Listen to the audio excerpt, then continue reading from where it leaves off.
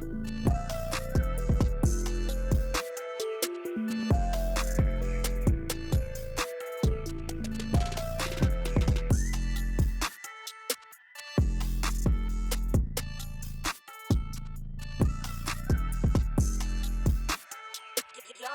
billionaire, baby.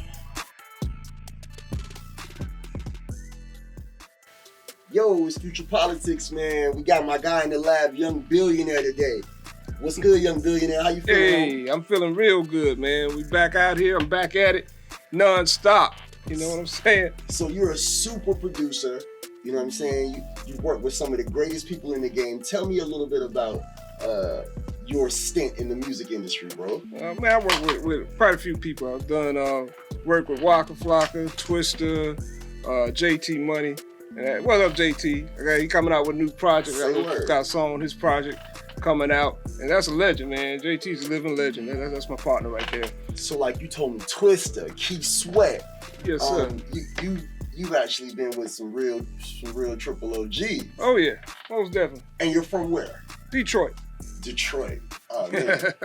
Wow. So how long were you in Detroit before you came to Atlanta, or what was the Well, I was born and raised in Detroit, you know what I'm saying? So, you know, Detroit, you know, as you know, back in the day, they used to have the little street gangs, the YBIs, they used to call them, Young Boys Incorporated. And back in the day, those folks, you didn't mess with them brothers. I've seen people walk home butt naked in the dead of winter. You know what I'm saying? So Detroit is no punk, man. Oh yeah, it's rough, man. I'm gonna tell you, if you've never been to Detroit, I went about a decade ago, and they had Bulletproof every restaurant. Every restaurant. And this was before Bulletproof was like. Yeah, every party store. You can go to party store. Everybody behind the Bulletproof brand. And that's how I knew this city was real. You know what I'm saying? Besides that, my boy told me he watched somebody get robbed for a Ford Escort. They got carjacked for a Ford Escort right in front of him, and I was just like, damn, these niggas still a Ford Escort. Yo, shit is real in the deal. You know what I mean? It's real in the hood. So, you know, every day, you know, like I said, I've been robbed. You know, I've been shot at. You know, they took my bass guitar one time. They took my, you know, and the people that robbed me, my partner that was with me that got robbed, his mom, and the guy that robbed us, his mom, they worked together. They were best friends. Wow. So, you know, it was rough in the D coming up. So before I go on, like, Detroit niggas are some fly ass, player ass, Coogee wearing. Like, that's the history of Detroit. But you are a modern Detroit player, it would appear, because I see you in here with the Lubies on, you know what I'm saying? And the jury is like on point. You're a fly young man, yo. Hey, I appreciate it, man. I appreciate it. You know, like I said, I'm just in the middle right now, just trying to get things together. I got my own clothing line going. And that's what I wanted to segue into, because the stuff you have on, I see you rocking the Sean John, shout out to Diddy, you know what I'm saying? Ciroc, definitely, all that. I see you rocking the Sean John sweatsuit, but the shirt and the hat are personalized YB Young Billionaire. That's your own joint, huh? Yeah, that's my own joint, man. You know, these days it's all about the brand. You feel me? You gotta make sure people know who you are. You gotta put it out there in the public. And did you tell me that those are Young Billionaire shades too, or no? Oh, not these. They coming though. They coming. So you got shades coming out. Oh too. yeah. The eyewear. So you know, we trying to get in where we fit in, and I even got bedding and sheets coming too. Oh wow. So you're an entrepreneur. Yeah, that's what you want to call it. So how long have you been in Atlanta? I've been here probably about 26 years. You've been here for a minute, bro. Yeah. So you caught Freaknik? You were here for Freaknik? Oh man, yeah. Because 26 years you definitely caught Freaknik. Oh yeah, man. My first year, actually my first time ever coming to Freaknik, I was in college in Kentucky. I came down here to visit just to check out what Freaknik was about. Everybody was telling me. And man, I ain't never seen nothing like it, dog. When they say Freaknik, one crazy Freaknik, story from Freaknik, bro, because I missed it. I've been in Atlanta about 15 years, so I literally just missed Freaknik. Tell me, man. Look, for a brother like me coming from Kentucky, you know, who's predominantly, you know, where did Kentucky come from, though? I went to Kentucky State University. Yeah, so that was in Detroit Frankfurt. to Kentucky? Yeah, Detroit to Kentucky. Went to and college. Kentucky to Atlanta. Oh yeah. Yeah, that's how I did it. Well, so when I Freaknik story. Yeah, when I came here to Freaknik, I like I said, it was just totally, it was a cultural shock to me, because I've been so used to being in the area where nothing is like Atlanta. Yo. Yeah, and it wasn't that many of us in Kentucky. You feel me? So when I got down here and to see in the middle of the road at Greenbrier Mall, 3 females butt naked standing on top of the truck. And I don't know what they called it back then, but it's twerking now. Yeah. You know, just to see that. This was in what year? This was what? 1990. 92, 93. Yo, when I say forever, I love Atlanta. Like I love Atlanta because of the opportunity. Like the you could do whatever you want here, man, and it's not a hating ass town. You know what I'm saying? Exactly. But the women, it was nothing like it, especially back then, dude. And this is 20 years ago now. Exactly. Forever ago, yo. So yeah, exactly. shout out to Atlanta for always being fucking noteworthy. Hey. So have you worked with a lot of people from Atlanta? Oh yeah. I did some work with, like I said, with Waka Flocka. I did some work with a young lady by the name of Jemiah Nash. Okay. Jemiah played Fantasia and is a little girl in the Fantasia Barrino story. Okay. She's also nominated for an Oscar in the movie August Rush. Say word. Yeah, she was the voice of, you ever watched The Backyardigans? Yep. Yeah, she was the voice of Uniqua on The Backyardigans. So she's been in the game a minute. Dope. Yeah. Tell me, if I want to produce a record, like, first of all, you've been a producer for how many years? Well over 18 years. So for a while, and you've had some success. You've worked with some successful people. I want this show to teach people or give people an idea how to get in the game that have no clue how to get in the game. If they don't have two nickels to rub together, can I be a producer? How do I go about getting in this game? Do you have to go to school for it? Is that what you went to school for? No, to be honest with you, I went to school for business management. Okay. That's what I went to school. I thought that was going to be a viable source of income for me once I graduated. Not a bad idea. And I got in school and figured out that ain't really what I wanted to do.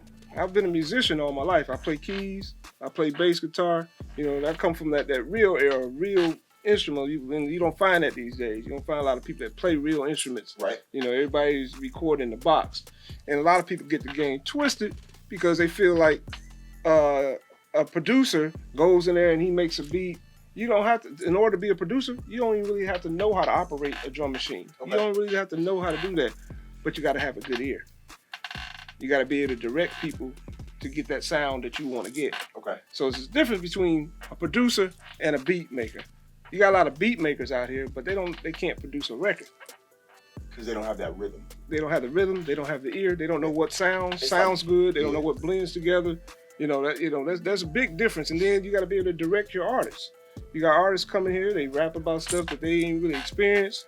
You know, not knocking them, but that's what people do. But as a producer, it's up to the producer to find out what's going to relate to the people. Right.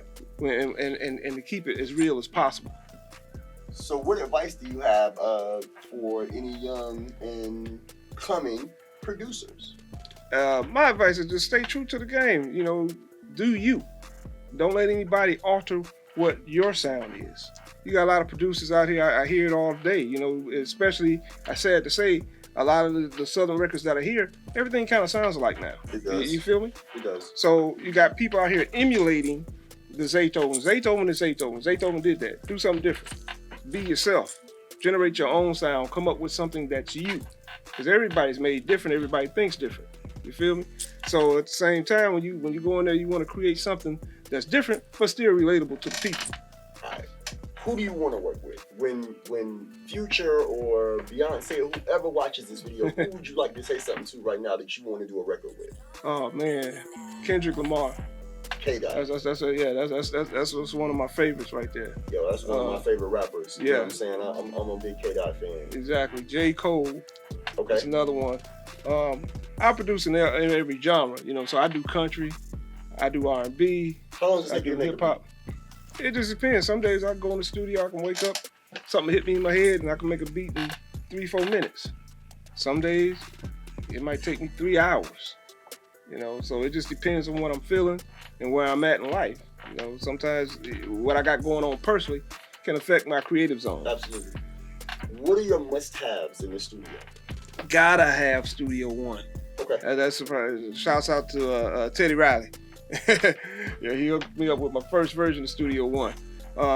That's my DAW of choice. I use Pro Tools. I use Logic. I've used Fruity Loops back in the day, but Studio One by far. Gotta have that. I use different software, synths, like Silent. That's one of my favorite ones. Omnisphere. That's another one. And for the most part, like I said, as far as just being creative with it, that Studio One, without a doubt. Can't beat it. You know, you use everything inside of it. I'm familiar with all those products, man, and they're super. Those are popular products. I mean, so let me ask you this: if you had the opportunity to change one thing about the current state of hip hop, what would it be? My thing would be to allow artists to be more creative. Back in the day, you used to be able to put on an Eric B album, rock it from song number 1, and listen to every song. You know what I'm saying? You listen to a brand new year album, you can listen to every song. These days, you pop in a record. That's why the game is the way it is. It's a singles game now. Yep. Who wants to buy a whole album for one song? It's unfortunate, but it's true.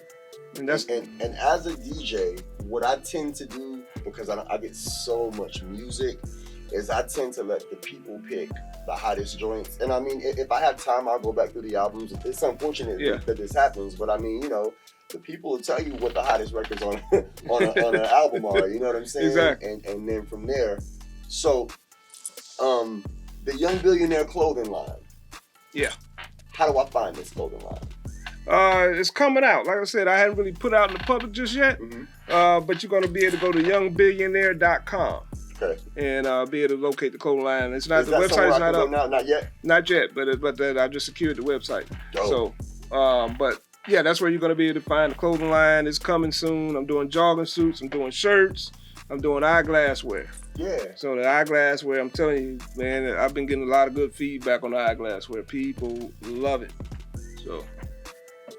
This platform that you're on right now, I want it to be a super positive platform. Tell me how you feel you have advice for, you know, certain young ones out there that are aspiring. You know, they don't know exactly what they want to do. I mean, but just, you know, give them some advice from a successful young black man. Well, basically, I mean, you got to find something, first of all, that makes you happy. You know, if it's something that you love to do, it's not work. You feel me? So if you find something that you love to do and you be the best at what you're doing, you know, you're going to be profitable and successful with doing it. And that's the main thing. A lot of people go like I did. I went to school, like I said, for business management. That ain't really what I wanted to do. You know, music is just in me. I can't help it. You know, the reason we're having this dialogue with you is because you've been able to take something from nothing. You know, to take something out of the mud. You told me something and I wanted to say it. You were like, you came to Atlanta with $30 in your pocket. Yeah, exactly. These stories are priceless to me. You know, you got a Benz outside, you know what I'm saying? Some real nice African, or from wherever they're from, diamonds around, like all over, you know, nice shoes on. You've been successful. You have credits. You've worked with successful artists, a lot of successful people. You know, these stories I want to manifest. I want people to see them. You know what I mean? People that have had success, living their dreams, doing whatever they want to do. That's the purpose of Future Politics. Now, the current state of affairs in America is really toxic. Yeah. So I want us to be able to portray positivity and positive things. Did you vote? Oh yeah, of course. You did vote. How do you feel about what's happening with the race and races that just I don't know if you really want my comment, but I'm just kind of disappointed even the whole process, especially with the gubernatorial race here in Atlanta, as well as the gubernatorial race in Florida. Here in Atlanta, you got a guy that was the Secretary of State who's in charge of the elections process, who oversees the elections process, who refused to step down during his bid for governorship. I just don't understand that. I don't even understand how that was even possible. I don't understand why the powers that be didn't step in, but then again, I know why. So, and that's another problem. The powers that be are spewing the toxicity. Exactly. You know what I mean? Like, the role models are poor. Yeah. Right now. Exactly. Especially poor. You know what I mean? And I mean, his whole party, he's encouraging this behavior. Exactly. The Republican Party is encouraged right now by the president, as are other people that are wanted to be racially motivated in the past, but needed to hide under sheets. Exactly. And now they no longer have to hide under sheets because the commander-in-chief is comfortable, you know, Exactly. Buddy with them.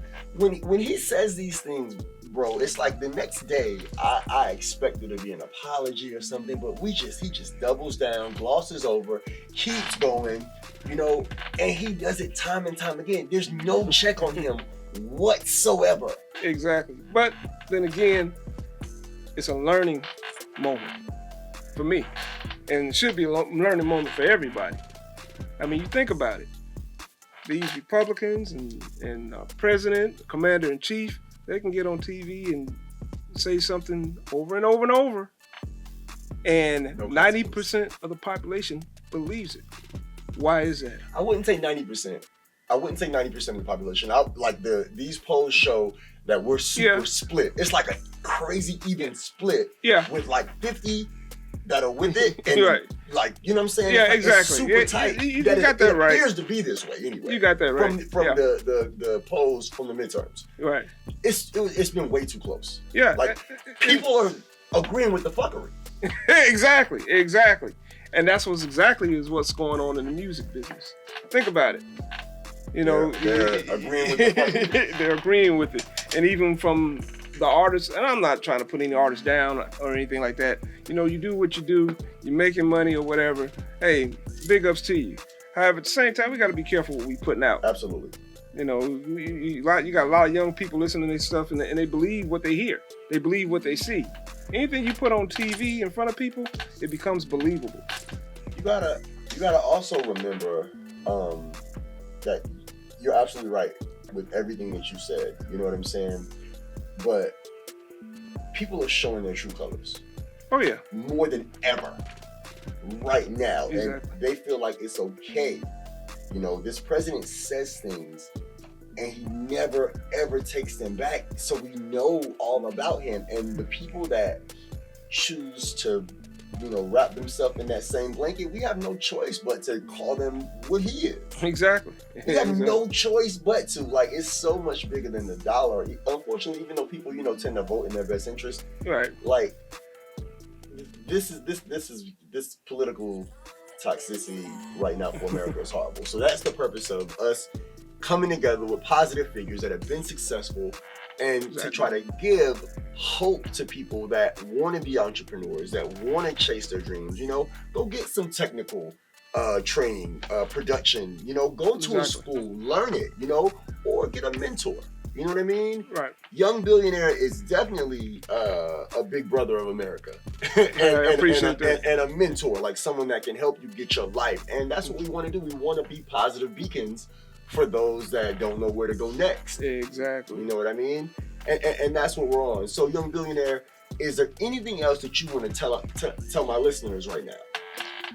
Basically, and I hate to say, I want to segue real quick and piggyback on what you just said. I brought you here to talk that talk. Yes, sir. Yes, sir. I just watched earlier today an interview with Akon. And that was an eye-opener for me, and it got me thinking. I love Khan. Yeah. Khan he's doing it, and the man is out there, he's helping his people. You understand? And I watched this interview, and he basically said, anything that we're doing here in America as black people, he said, within 5 years, if you do it over in Africa, he said you'll build a Fortune 500 company over there within 5 years. Jeez. Because think about all the resources are there. They're just delayed. Yeah. Africa is in possession of the diamonds, the oil, everything is there. Right. And it wouldn't even matter about what the rest of the world is doing if we went over there and did things the right way. Yeah. And stop stepping on people and stop, backstabbing each other. Because this music game is like that. Yeah. And so my thing is, do business the right way, and you never know, that person you help may be in a position to help you later. And I'm a testament to that. I've been in positions where I've helped people, come up in this industry, and I was able to call on them and pull favors. Absolutely. So just do the right thing. At the end of the day, just do the right thing. How can we find you? Give us your tags, I'm at Young Billionaire VMG on Instagram, Young Billionaire on Facebook. Absolutely. We'll talk soon, bro. pleasure speaking to you, yo. This has been an honor to talk to someone that's so positive and has so many things going on that can benefit others. I'm a big fan of the clothing line. I've seen a few of the pieces. They're super cool, and I've heard also some of the beats. I feel like we'll meet again, and when we do, we'll have more to tell me. Most definitely. I got some new music coming real soon. Soon. You guys make sure you follow Young Billionaire. This is DJ Future One. This is Future Politics. We are out of here.